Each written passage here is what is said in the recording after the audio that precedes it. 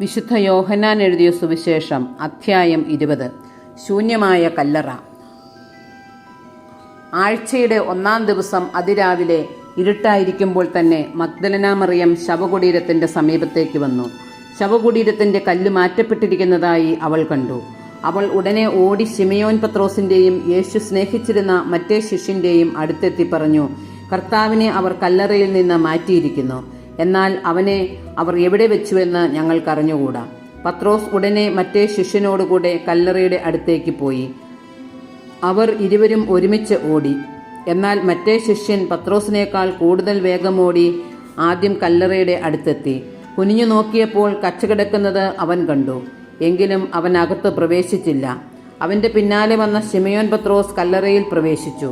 കച്ച അവിടെ കിടക്കുന്നതും തലയിൽ കെട്ടിയിരുന്ന തൂവാല കച്ചയോടുകൂടെ അല്ലാതെ തനിച്ച് ഒരിടത്ത് ചുരുട്ടി വച്ചിരിക്കുന്നതും അവൻ കണ്ടു. അപ്പോൾ കല്ലറയുടെ സമീപത്ത് ആദ്യം എത്തിയ മറ്റേ ശിഷ്യനും അകത്ത് പ്രവേശിച്ച് കണ്ടു വിശ്വസിച്ചു. അവൻ മരിച്ചവരിൽ നിന്ന് ഉയർത്തെഴുന്നേൽക്കേണ്ടിയിരിക്കുന്നു എന്ന തിരുവെഴുത്ത് അവർ അതുവരെ മനസ്സിലാക്കിയിരുന്നില്ല. അനന്തരം ശിഷ്യന്മാർ മടങ്ങിപ്പോയി. യേശു മഗ്ദലന മറിയത്തിന് പ്രത്യക്ഷപ്പെടുന്നു. മറിയം കല്ലറയ്ക്ക് വെളിയിൽ കരഞ്ഞുകൊണ്ട് നിന്നു. അവൾ കരഞ്ഞുകൊണ്ടിരിക്കുമ്പോൾ കുനിഞ്ഞ് കല്ലറയിലേക്ക് നോക്കി.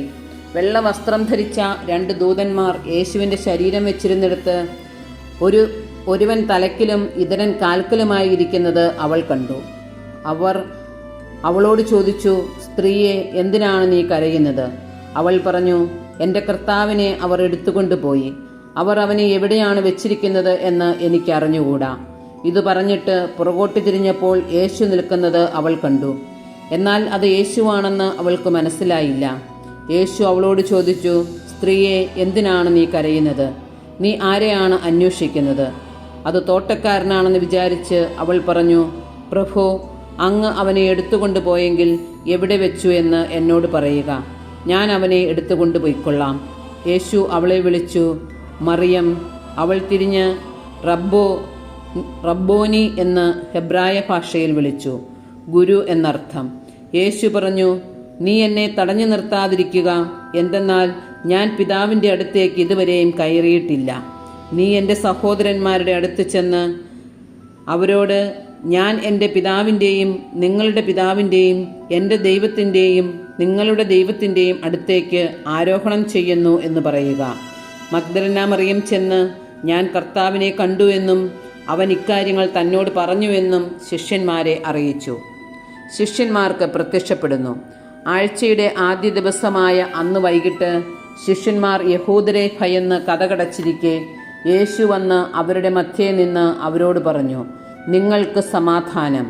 ഇപ്രകാരം പറഞ്ഞുകൊണ്ട് അവൻ തൻ്റെ കൈകളും പാർശ്വവും അവരെ കാണിച്ചു. കർത്താവിനെ കണ്ട് ശിഷ്യന്മാർ സന്തോഷിച്ചു.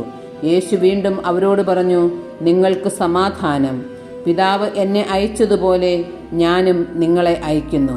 ഇത് പറഞ്ഞിട്ട് അവരുടെ മേൽ വിശ്വസിച്ചുകൊണ്ട് അവരോട് അരുളി ചെയ്തു, നിങ്ങൾ പരിശുദ്ധാത്മാവിനെ സ്വീകരിക്കുവിൻ.